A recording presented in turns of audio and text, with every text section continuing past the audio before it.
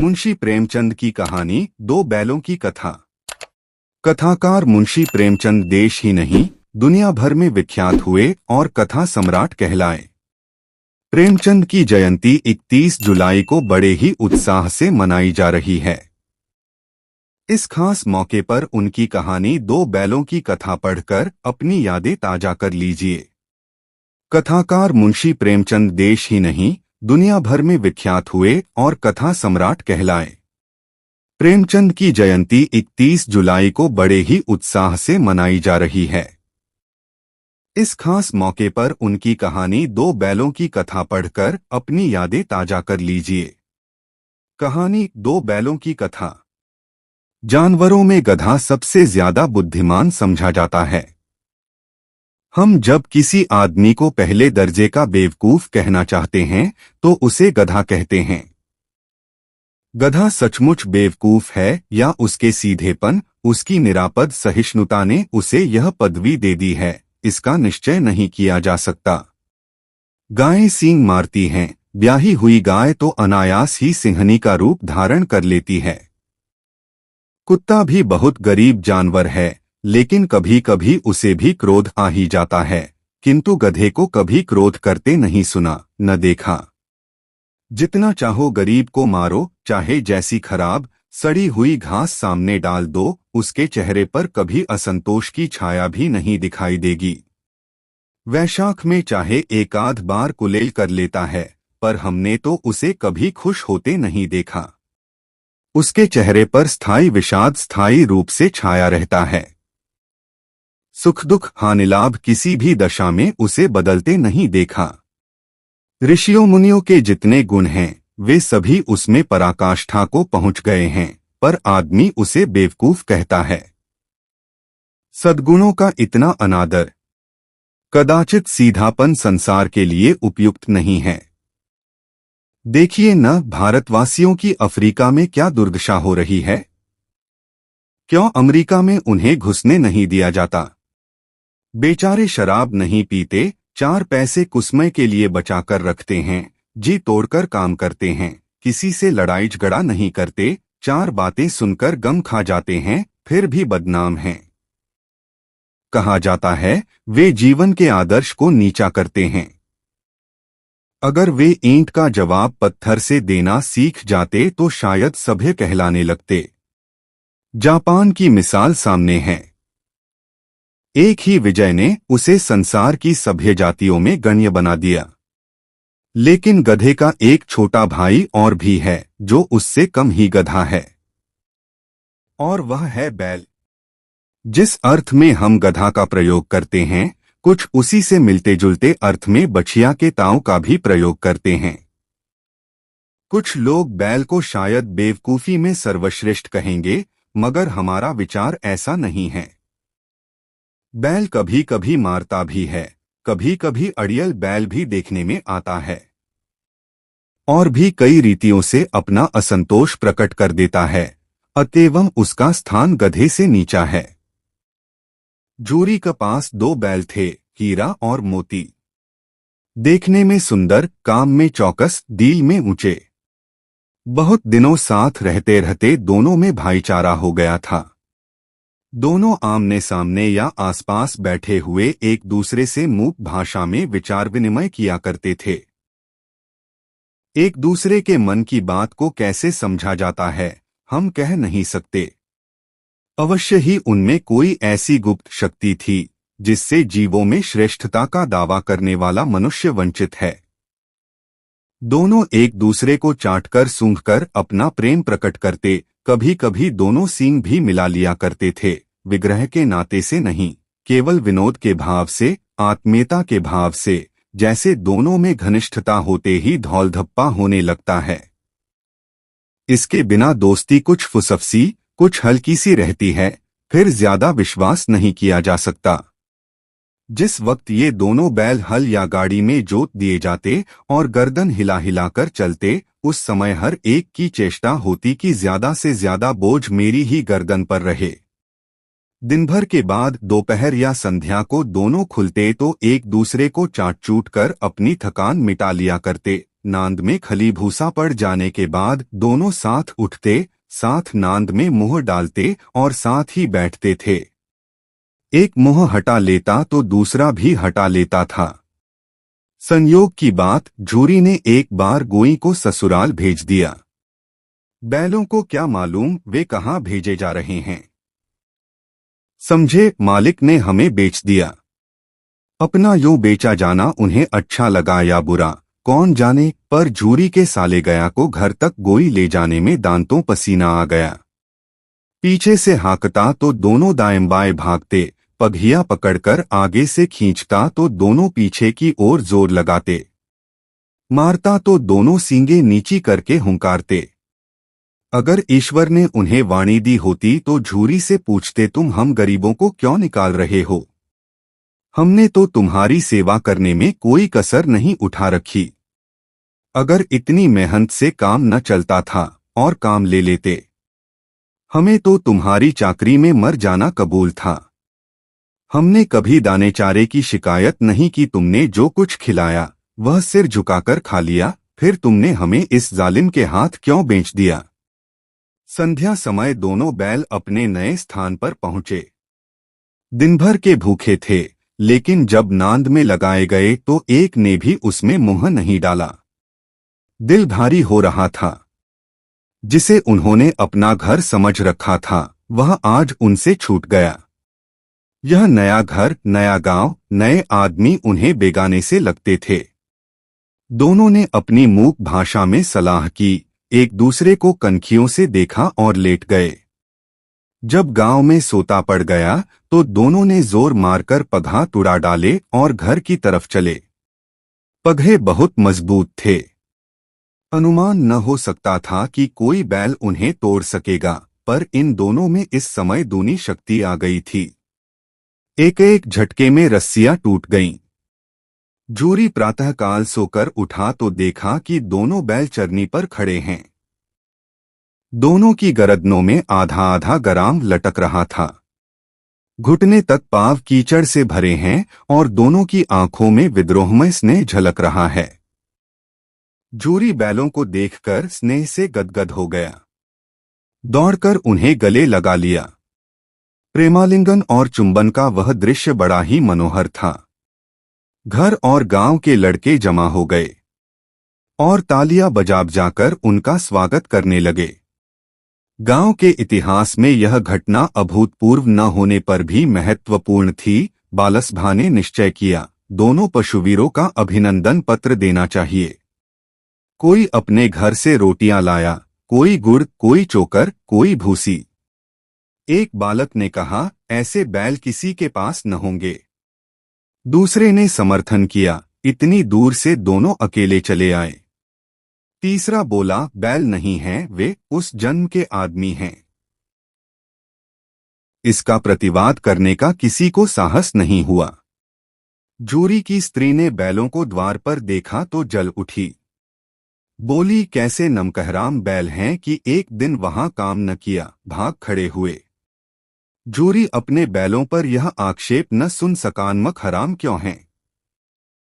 चारा दाना न दिया होगा तो क्या करते? स्त्री ने रोब के साथ कहा, बस तुम ही तो बैलों को खिलाना जानते हो और तो सभी पानी पिला पिला कर रखते हैं। झूरी ने चिढ़ाया, चारा मिलता तो क्यों भागते? स्त्री चिढ़ गई, भागे इसलिए कि वे लोग तुम जैसे बुद्धुओं की तरह बैल को सहलाते नहीं, खिलाते हैं तो रगड़कर जोतते भी हैं। ये दोनों ठहरे कामचोर भाग निकले। अब देखूं कहां से खली और चोकर मिलता है। सूखे भूसे के सिवा कुछ न दूंगी, खाएं चाहे मरें। वही हुआ। मजूर की बड़ी ताकीद की गई कि बैलों को खाली सूखा भूसा दिया जाए। बैलों ने नांद में मुंह डाला तो फीका फीका, न कोई चिकनाहट न कोई रस। क्या खाएं? आशाभरी आंखों से द्वार की ओर ताकने लगे। झूरी ने मजूर से कहा, थोड़ी सी खली क्यों नहीं डाल देता बे? मालकिन मुझे मार ही डालेंगी। चुराकर डाला। ना दादा, पीछे से तुम भी उन्हीं की सी कहोगे। दूसरे दिन झूरी का साला फिर आया और बैलों को ले चला। अब की उसने दोनों को गाड़ी में जोता। 2-4 बार मोती ने गाड़ी को खाई में गिराना चाहा, पर हीरा ने संभाल लिया। वह ज्यादा सहनशील था। संध्या समय घर पहुंचकर उसने दोनों को मोटी रस्सियों से बांधा और कल की शरारत का मजा चखाया, फिर वही सूखा भूसा डाल दिया। अपने दोनों बालों को खली चूनी सब कुछ दी। दोनों बैलों का ऐसा अपमान कभी न हुआ था। जूरी ने इन्हें फूल की छड़ी से भी छूता था। उसकी टिटकार पर दोनों उड़ने लगते थे। यहां मार पड़ी, आहत सम्मान की व्यथा तो थी ही, उस पर मिला सूखा भूसा। नांद की तरफ आंखें तक न उठाईं। दूसरे दिन गया ने बैलों को हल में जोता, पर इन दोनों ने जैसे पाँव न उठाने की कसम खा ली थी। वह मारते मारते थक गया, पर दोनों ने पाँव न उठाया। एक बार जब उस निर्दयी ने हीरा की नाक पर खूब डंडे जमाए तो मोती को गुस्सा काबू से बाहर हो गया। हल लेकर भागा। हल, रस्सी, जुआ, जोत सब टूट टाट कर बराबर हो गया। गले में बड़ी बड़ी रस्सियां न होती तो दोनों पकड़ाई में न आते। हीरा ने मूक भाषा में कहा, भागना व्यर्थ है। मोती ने उत्तर दिया, तुम्हारी तो इसने जान ही ले ली थी, अब की बड़ी मार पड़ेगी। पढ़ने दो, बैल का जन्म लिया है तो मार से कहां तक बचेंगे। गया 2 आदमियों के साथ दौड़ा आ रहा है, दोनों के हाथों में लाठियां हैं। मोती बोला, खो तो दिखा दूं मजा, मैं भी लाठी लेकर आ रहा है। हीरा ने समझाया, नहीं भाई, खड़े हो जाओ, मुझे मारेगा तो मैं 1-2 को गिरा दूंगा। नहीं, हमारी जाति का यह धर्म नहीं है। मोती दिल में ऐंठ कर रह गया। गया आ पहुंचा और दोनों को पकड़कर ले चला। कुशल हुई कि उसने इस वक्त मारपीट न की, नहीं तो मोती पलट पड़ता। उसके तेवर देख गया और उसके सहायक समझ गए कि इस वक्त टाल जाना ही भलमनसाहत है। आज दोनों के सामने फिर वही सूखा भूसा लाया गया। दोनों चुपचाप खड़े रहे। घर में लोग भोजन करने लगे। उस वक्त छोटी सी लड़की 2 रोटियां लिए निकली और दोनों के मुंह में देकर चली गई। उस एक रोटी से इनकी भूख तो क्या शांत होती, पर दोनों के हृदय को मानो भोजन मिल गया। यहां भी किसी सज्जन का वास है। लड़की भैरों की थी। उसकी मां मर चुकी थी। सौतेली मां उसे मारती रहती थी, इसलिए इन बैलों से एक प्रकार की आत्मीयता हो गई थी। दोनों दिन भर जाते, डंडे खाते, अड़ते, शाम को थान पर बांध दिए जाते और रात को वही बालिका उन्हें 2 रोटियां खिला जाती। प्रेम के इस प्रसाद की यह बरकत थी कि 2-2 गाल सूखा भूसा खाकर भी दोनों दुर्बल न होते थे, मगर दोनों की आंखों में रोम रोम में विद्रोह भरा हुआ था। एक दिन मोती ने मूक भाषा में कहा, अब तो नहीं सहा जाता हीरा, क्या करना चाहते हो। एकाध को सींगों पर उठाकर फेंक दूंगा। लेकिन जानते हो, वह प्यारी लड़की जो हमें रोटियां खिलाती है उसी की लड़की है जो इस घर का मालिक है। यह बेचारी अनाथ हो जाएगी तो मालकिन को फेंक दूं, वही तो इस लड़की को मारती है। लेकिन औरत जात पर सींग चलाना मना है, यह भूल जाते हो। तुम तो किसी तरह निकलने ही नहीं देते, बताओ, तुड़ाकर भाग चलें। हाँ, यह मैं स्वीकार करता, लेकिन इतनी मोटी रस्सी टूटेगी कैसे। इसका एक उपाय है, पहले रस्सी को थोड़ा चबा लो, फिर एक झटके में जाती है। रात को जब बालिका रोटियां खिलाकर चली गई तो दोनों रस्सियां चबने लगे, पर मोटी रस्सी मुंह में न आती थी। बेचारे बार बार जोर लगाकर रह जाते थे। सहसा घर का द्वार खुला और वह लड़की निकली। दोनों सिर झुकाकर उसका हाथ चाटने लगे। दोनों की पूंछें खड़ी हो गईं। उसने उनके माथे सहलाए और बोली, खोल देती हूं, चुपके से भाग जाओ, नहीं तो ये लोग मार डालेंगे। आज घर में सलाह हो रही है कि इनकी नाकों में नाथ डाल दी जाए। उसने गराम खोल दिया, पर दोनों चुप खड़े रहे। मोती ने अपनी भाषा में पूछा, अब चलते क्यों नहीं। हीरा ने कहा, चले तो, लेकिन कल इस अनाथ पर आफत आएगी, सब इसी पर संदेह करेंगे। सहसा बालिका चिल्लाई, दोनों फूफा वाले बैल भागे जे रहे हैं, ओ दादा दादा। दोनों बैल भागे जा रहे हैं, ओ दादा दादा। दोनों बैल भागे जा रहे हैं, जल्दी दौड़ो। गया हड़बड़ाकर भीतर से निकला और बैलों को पकड़ने चला। वे दोनों भागे। गया ने पीछा किया और भी तेज हुए। गया ने शोर मचाया। फिर गांव के कुछ आदमियों को भी साथ लेने के लिए लौटा। दोनों मित्रों को भागने का मौका मिल गया। सीधे दौड़ते चले गए, यहां तक कि मार्ग का ज्ञान रहा। जिस परिचित मार्ग से आए थे उसका यहां पता न था। नए नए गांव मिलने लगे। तब दोनों एक खेत के किनारे खड़े होकर सोचने लगे, अब क्या करना चाहिए। हीरा ने कहा, मुझे मालूम होता है, राह भूल गए। तुम भी बेतहाशा भागे, वहीं उसे मार गिराना था। उसे मार गिराते तो दुनिया क्या कहती। वह अपने धर्म छोड़ दे, लेकिन हम अपना धर्म क्यों छोड़ें। दोनों भूख से व्याकुल हो रहे थे। खेत में मटर खड़ी थी। चरने लगे। रह रहकर आहट लेते रहे थे, कोई आता तो नहीं है। जब पेट भर गया, दोनों ने आजादी का अनुभव किया तो मस्त होकर उछलने कूदने लगे।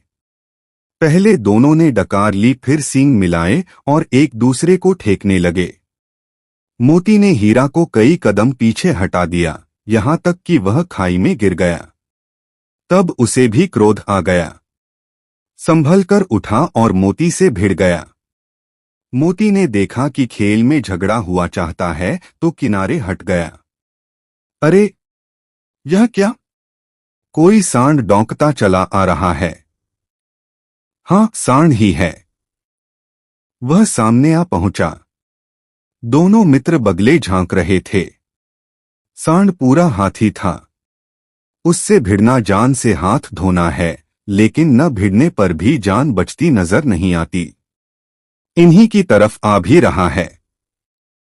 कितनी भयंकर सूरत है। मोती ने मूक भाषा में कहा, बुरे फन से जान बचेगी, कोई उपाय सोचो। हीरा ने चिंतित स्वर में कहा, अपने घमंड में फूला हुआ है, आरजुविनती न सुनेगा। भाग क्यों न चलें? भागना कायरता है। तो फिर यहीं मरो। बंदा तो 9-2-11 होता है। और जो दौड़ाए। तो फिर कोई उपाय सोचो जल्द। उपाय यह है कि उस पर दोनों जने एक साथ चोट करें। मैं आगे से रगेदता हूं, तुम पीछे से रगेदो, दोहरी मार पड़ेगी तो भाग खड़ा होगा। मेरी ओर झपटे, तुम बगल से उसके पेट में सींग घुसेड़ देना। जान जोखिम है, पर दूसरा उपाय नहीं है। दोनों मित्र जान हथेली पर लेकर लपके। सांड को भी संगठित शत्रुओं से लड़ने का तजुर्बा न था। वह तो एक शत्रु से मल्लयुद्ध करने का आदी था। जो ही हीरा पर झपटा, मोती ने पीछे से दौड़ाया। सांड उसकी तरफ मुड़ा तो हीरा ने रगेदा। सांड चाहता था कि एक एक करके दोनों को गिरा ले, पर ये दोनों भी उस्ताद थे। उसे वह अवसर न देते थे। एक बार सांड झल्लाकर हीरा का अंत कर देने के लिए चला कि मोती ने बगल से आकर उसके पेट में सींग भोंक दिया। सांड क्रोध में आकर पीछे फिरा तो हीरा ने दूसरे पहलू में सींगे चुभा दिया। आखिर बेचारा जख्मी होकर भागा और दोनों मित्रों ने दूर तक उसका पीछा किया। यहां तक कि सांड बेदम होकर गिर पड़ा, तब दोनों ने उसे छोड़ दिया। दोनों मित्र जीत के नशे में झूमते चले जाते थे। मोती ने सांकेतिक भाषा में कहा, मेरा जी चाहता था कि बचा को मार ही डालूं। हीरा ने तिरस्कार किया, गिरे हुए बैरी पर सींग न चलाना चाहिए। यह सब ढोंग है, बैरी को ऐसा मारना चाहिए कि फिर न उठे। अब घर कैसे पहुंचोगे वह सोचो। पहले कुछ खा लें तो सोचें। सामने मटर का खेत था ही, मोती उसमें घुस गया। हीरा मना करता रहा, पर उसने एक न सुनी। अभी 2 ही 4 ग्रास खाए थे कि आदमी लाठियां लिए दौड़ पड़े और दोनों मित्र को घेर लिया। हीरा तो मेड़ पर था, निकल गया। मोती सींचे हुए खेत में था। उसके खुर कीचड़ में धंसने लगे। न भाग सका। पकड़ लिया। हीरा ने देखा संगी संकट में है तो लौट पड़ा, फंसेंगे तो दोनों फंसेंगे। रखवालों ने उसे भी पकड़ लिया। प्रातःकाल दोनों मित्र कांजी हाउस में बंद कर दिए गए। दोनों मित्रों को जीवन में पहली बार ऐसा साबिका पड़ा था कि सारा दिन बीत गया और खाने को एक तिनका भी न मिला। समझ में न आता था यह कैसा स्वामी है। इससे तो गया फिर भी अच्छा था। यहाँ कई भैंसें थीं, कई बकरियां, कई घोड़े, कई गधे, पर किसी के सामने चारा न था। सब जमीन पर मुर्दों की तरह पड़े थे। कई तो इतने कमजोर हो गए थे कि खड़े भी न हो सकते थे। सारा दिन मित्र फाटक की ओर टकटकी लगाए रहते, पर कोई चारा न लेकर आता दिखाई दिया। तब दोनों ने दीवार की नमकीन मिट्टी चाटनी शुरू की, पर इससे क्या तृप्ति होती। रात को भी जब कुछ भोजन न मिला तो हीरा के दिल में विद्रोह की ज्वाला देहक उठी। मोती से बोला, अब नहीं रहा जाता मोती। मोती ने सिर लटकाए हुए जवाब दिया, मुझे तो मालूम होता है कि प्राण निकल रहे हैं। आओ दीवार तोड़ डालें। मुझसे तो अब कुछ नहीं होगा। बस इसी बूथ पर अकड़ते थे। सारी अकड़ निकल गई। बाड़े की दीवार कच्ची थी। हीरा मजबूत तो था ही, अपने नुकीले सींग दीवार में गड़ा दिए और जोर मारा तो मिट्टी का एक चिप्पड़ निकल आया। फिर तो उसका साहस बढ़ा। उसने दौड़ दौड़कर दीवार पर चोटें की और हर चोट में थोड़ी थोड़ी मिट्टी गिराने लगा। उसी समय कांजी हाउस का चौकीदार लालटेन लेकर जानवरों की हाजिरी लेने आ निकला। हीरा का उद्दंडपन देखकर उसे कई डंडे रसीद किए और मोटी सी रस्सी से बांध दिया। मोती ने पड़े पड़े कहा, आखिर मार खाई, क्या मिला? अपने बूते भर जोर तो मार दिया।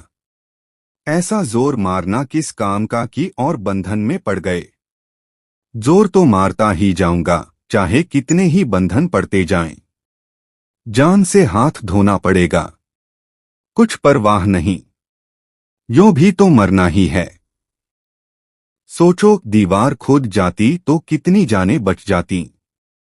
इतने भाई यहां बंद हैं, किसी की देह में जान नहीं है। 2-4 दिन यही हाल रहा तो मर जाएंगे।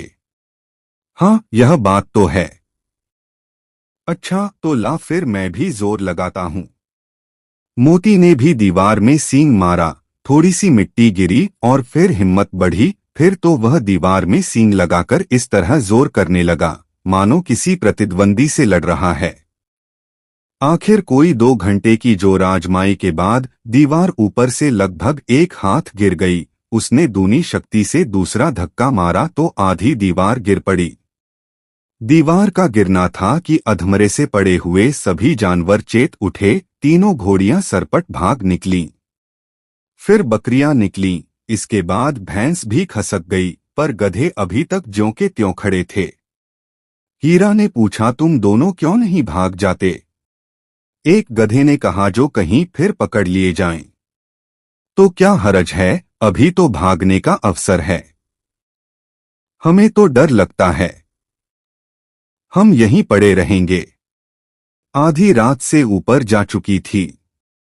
दोनों गधे अभी तक खड़े सोच रहे थे कि भागें या न भागें, और मोती अपने मित्र की रस्सी तोड़ने में लगा हुआ था।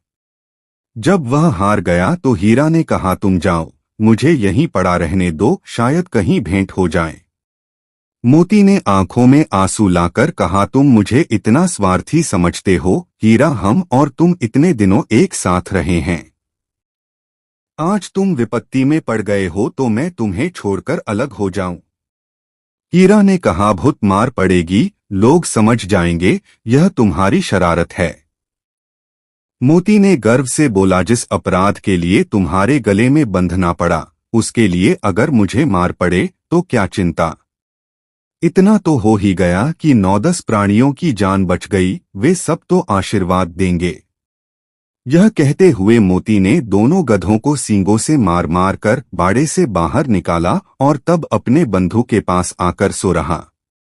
भोर होते ही मुंशी और चौकीदार तथा अन्य कर्मचारियों में कैसी खलबली मची, इसके लिखने की जरूरत नहीं।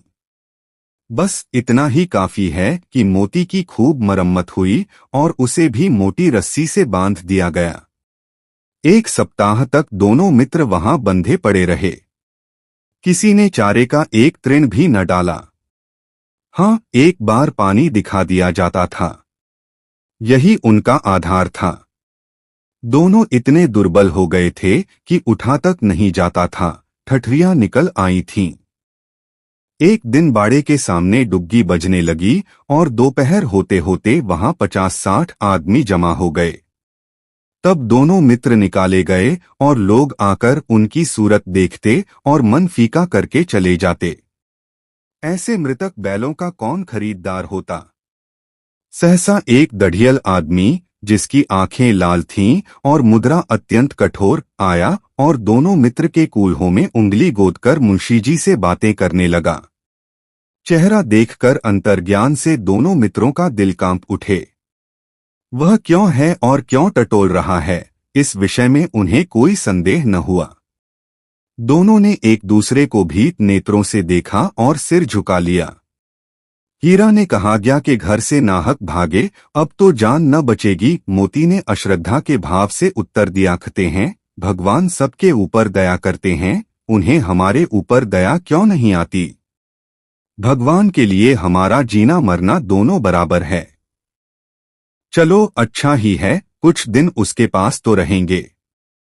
एक बार उस भगवान ने उस लड़की के रूप में हमें बचाया था, क्या अब न बचाएंगे। यह आदमी छुरी चलाएगा, देख लेना। तो क्या चिंता है, मांस खाल सींग हड्डी सब किसी के काम आ जाएगा। नीलाम हो जाने के बाद दोनों मित्र उस दढ़ियल के साथ चले। दोनों की बोटी बोटी कांप रही थी। बेचारे पांव तक न उठा सकते थे, पर भय के मारे गिरते पड़ते भागे जाते थे, क्योंकि वह जरा भी चाल धीमी हो जाने पर डंडा जमा देता था। राह में गाय बैलों का एक रेवड़ हरे भरे हार में चरता नजर आया। सभी जानवर प्रसन्न थे, चिकने चपल। कोई उछलता था, कोई आनंद से बैठा पागुर करता था। कितना सुखी जीवन था इनका, पर कितने स्वार्थी हैं सब। किसी को चिंता नहीं कि उनके 2 बाई बधिक के हाथ पड़े कैसे दुर्हखी हैं। सहसा दोनों को ऐसा मालूम हुआ कि परिचित राह है। हाँ, इसी रास्ते से गया उन्हें ले गया था। वही खेत, वही बाग, वही गांव मिलने लगे। प्रतिक्षण उनकी चाल तेज होने लगी। सारी थकान, सारी दुर्बलता गायब हो गई। आह, यह लो, अपना ही हार आ गया। इसी कुएं पर हम पुर चलाने आया करते थे, यही कुआं है। मोती ने कहा, हमारा घर नजदीक आ गया है। हीरा बोला, भगवान की दया है। मैं तो अब घर भागता हूं, यह जाने देगा। इसे मैं मार गिराता हूं। नहीं नहीं, दौड़कर थान पर चलो, वहां से आगे हम न जाएंगे। दोनों उन्मत्त होकर बछड़ों की भांति कुलेले करते हुए घर की ओर दौड़े, वह हमारा थान है। दोनों दौड़कर अपने थान पर आए और खड़े हो गए। दढ़ियल भी पीछे पीछे दौड़ा चला आता था। झूरी द्वार पर बैठा धूप खा रहा था। बैलों को देखते ही दौड़ा और उन्हें बारी बारी से गले लगाने लगा। मित्रों की आंखों से आनंद के आंसू बहने लगे। एक झूरी का हाथ चाट रहा था। दढ़ियल ने जाकर बैलों की रस्सियां पकड़ लीं। झूरी ने कहा, मेरे बैल हैं। तुम्हारे बैल कैसे हैं? मैं मवेशी खाने से नीलाम लिए आता हूं। मैं तो समझता हूं चुराए लिए जाते हो। चुपके से चले जाओ, मेरे बैल हैं। मैं बेचूंगा तो बिकेंगे। किसी को मेरे बैल नीलाम करने का क्या अख्तियार है? जाकर थाने में रपट कर दूंगा। मेरे बैल हैं। इसका सबूत यह है कि मेरे द्वार पर खड़े हैं। दढ़ियल झल्लाकर बैलों को जबरदस्ती पकड़ ले जाने के लिए बढ़ा। उसी वक्त मोती ने सींग चलाया। दढ़ियल पीछे हटा। मोती ने पीछा किया। दढ़ियल भागा। मोती पीछे दौड़ा। गांव के बाहर निकल जाने पर वह रुका, पर खड़ा दढ़ियल का रास्ता वह देख रहा था। दढ़ियल दूर खड़ा धमकियां दे रहा था, गालियां निकाल रहा था, पत्थर फेंक रहा था, और मोती विजयी शूर की भांति उसका रास्ता रोके खड़ा था। गांव के लोग यह तमाशा देखते थे और हंसते थे। जब दढ़ियल हारकर चला गया तो मोती अकड़ता हुआ लौटा। हीरा ने कहा, मैं तो डर गया था कि कहीं तुम गुस्से में आकर मार न बैठो। अब न आएगा। आएगा तो दूर से ही खबर लूंगा। देखूं कैसे ले जाता है। जो गोली मरवा दे। मर जाऊंगा पर उसके काम न आऊंगा। हमारी जान को कोई जान ही नहीं समझता, इसलिए कि हम इतने सीधे हैं। जरा देर में नादों में खली भूसा, चोकर और दाना भर दिया गया और दोनों मित्र खाने लगे। जूरी खड़ा दोनों को सहला रहा था। वह उनसे लिपट गया। जूरी की पत्नी भी भीतर से दौड़ी दौड़ी आई। उसने ने आकर दोनों बैलों के माथे चूम लिए। भाइयों बहनों, कैसा लगा हमारा प्रोग्राम? और भी अच्छे प्रोग्राम देखने के लिए हमारे इस चैनल को सब्सक्राइब, शेयर और लाइक करके सपोर्ट करें। दोस्तों, 1 लाख सब्सक्राइबर करने की मेहरबानी करें प्लीज।